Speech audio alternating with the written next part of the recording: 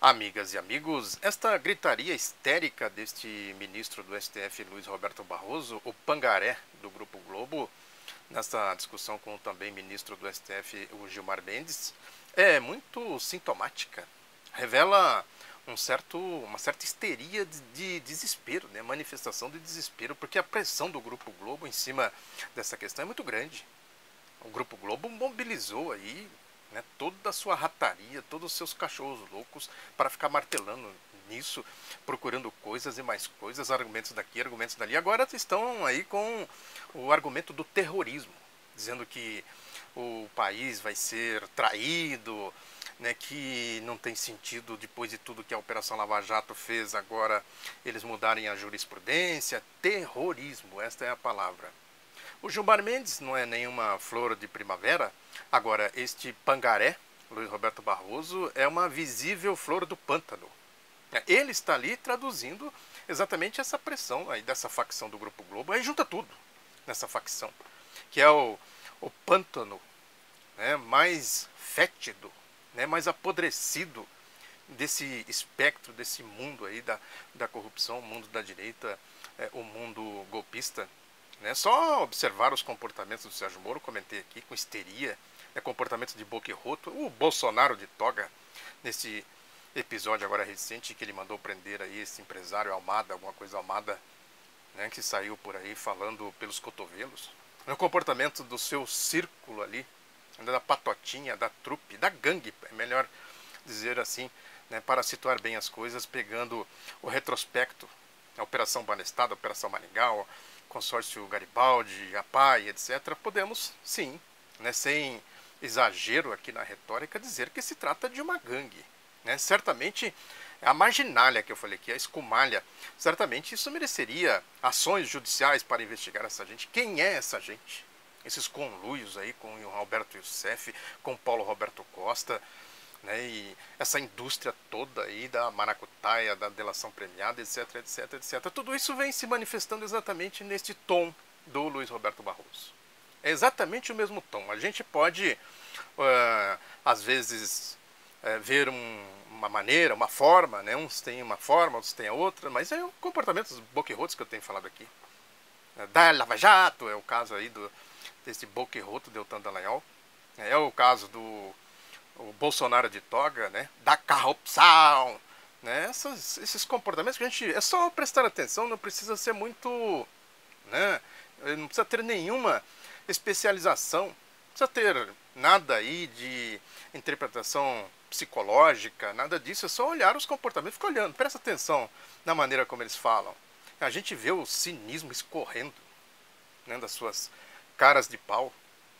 Carlos Fernando dos Santos Lima, para que gente mais asquerosa do que esse Carlos Fernando dos Santos Lima? É só olhar para a cara dele que a gente vê um cínico. A fotografia da corrupção está nesta gente aí. Agora, é isso. Né? Se a gente olhar lá para a turma do Grupo Globo, o que a gente vê também? O que tem lá?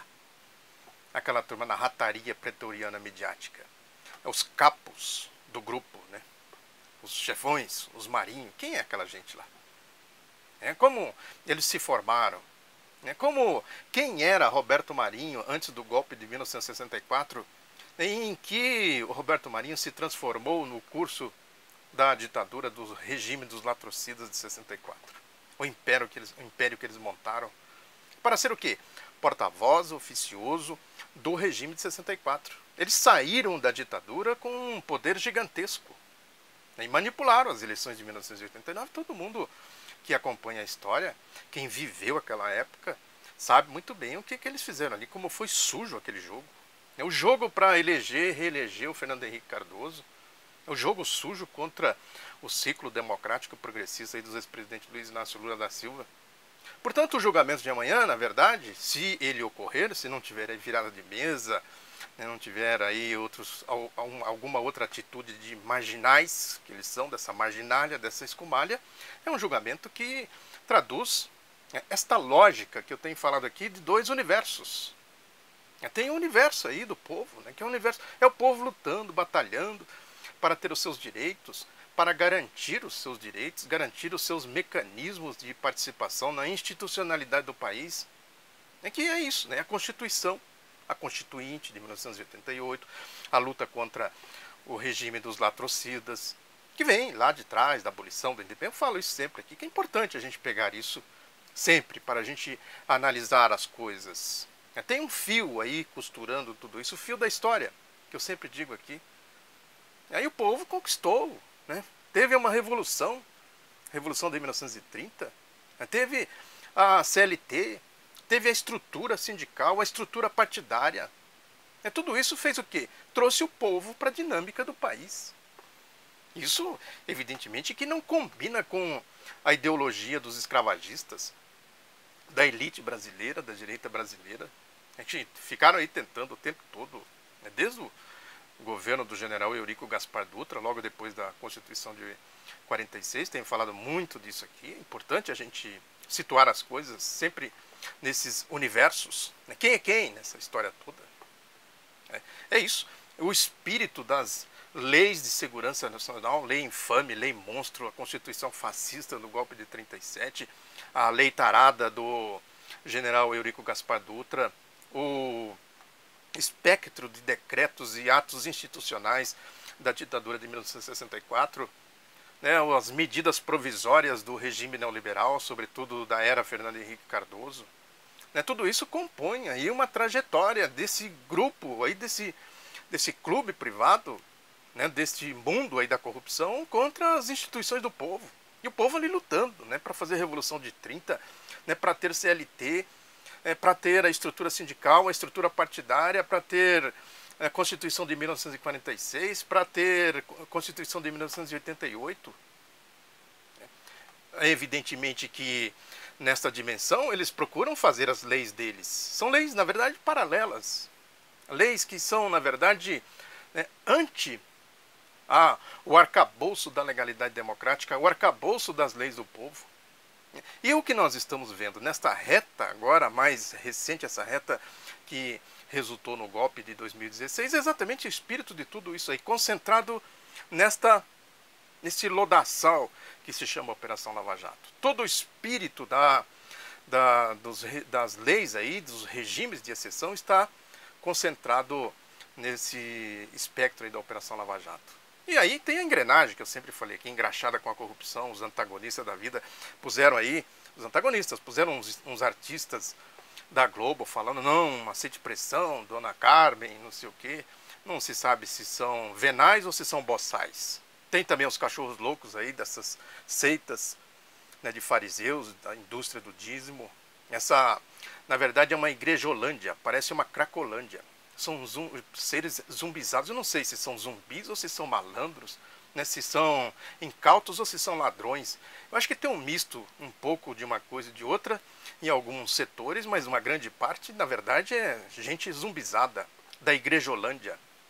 Uma cracolândia numa dimensão aí que usurpa a fé do povo, suja essa questão da religiosidade, que é uma questão muito cara para o povo brasileiro. É uma tradição de religiosidade que tem no Brasil. Esses cachorros loucos sujam isso aí. Mancham, maculam esse princípio sagrado que é a fé do povo. Tudo isso compõe, portanto, um espectro, que é o espectro aí que eu chamo aqui o espectro da Operação Lava Jato, que na verdade é uma espécie de institucionalidade que eles criam paralela ao Estado Democrático de Direito, exatamente para destruir o Estado Democrático de Direito.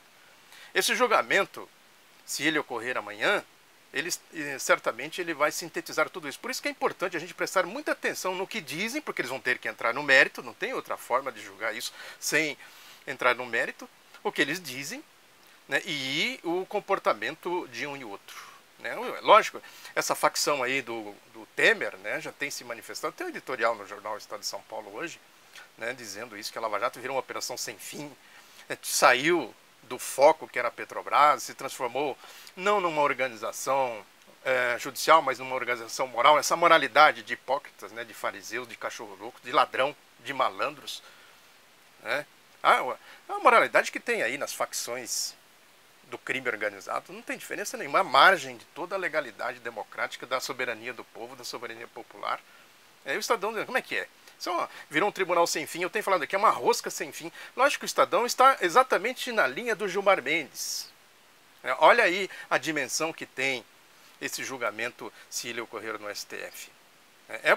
Portanto, um momento, né, para a gente exatamente analisar, tendo em conta o fio da história, esses dois universos que eu tenho falado aqui. Muito obrigado pela atenção, divulgue o outro lado da notícia, um abraço e até a próxima.